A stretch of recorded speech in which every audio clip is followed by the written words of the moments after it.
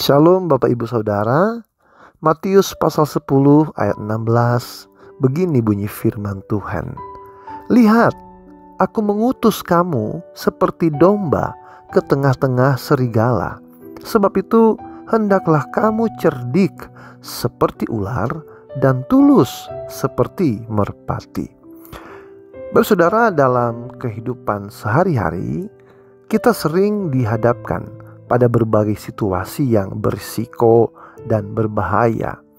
Oleh karena itu, saudara, penting bagi kita untuk bersikap bijak dan tulus dalam menghadapi setiap persoalan.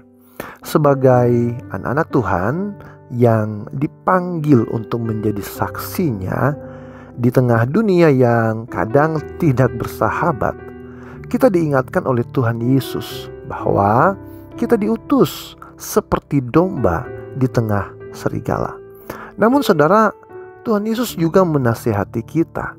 Karena itu, hendaklah kamu cerdik seperti ular dan tulus seperti merpati. Nah, kebenaran ini sangat penting. Meskipun mudah diucapkan, menerapkannya dalam kehidupan sehari-hari tidak semudah itu. Dalam Injil Yohanes pasal 8, ketika orang-orang Farisi membawa seorang wanita yang dituduh berzina dan meminta pendapat Yesus, mereka berkata, menurut hukum Taurat, wanita ini harus dirajam dengan batu sampai mati. Nah saudara, mereka ingin menguji Tuhan Yesus. Apakah ia akan menentang hukum Taurat atau mengikuti keinginan mereka untuk mencelakai wanita tersebut? Saudaraku, Tuhan Yesus mengambil waktu sejenak untuk merenung, lalu menjawab dengan bijak dan tulus. Tuhan Yesus tetap berpegang pada kebenaran dan menyampaikan jawaban yang tepat. Tuhan Yesus berkata, barang siapa di antara kalian yang tidak pernah berbuat dosa, boleh melemparkan batu yang pertama kepada wanita ini. Nah, saudara, dengan bijaksana Yesus mengetahui bahwa mereka semua adalah orang berdosa dan mereka pun menyadari hal itu. Akhirnya tidak ada satupun dari mereka yang berani melemparkan batu kepada wanita tersebut. Nah, Bapak Saudara, contoh ini menunjukkan bagaimana Yesus tetap bersikap tulus, berpegang pada kebenaran dengan niat yang baik dan memberikan jawaban yang tepat, sehingga orang-orang Farisi tidak dapat memperalat atau menyalahkan Tuhan Yesus.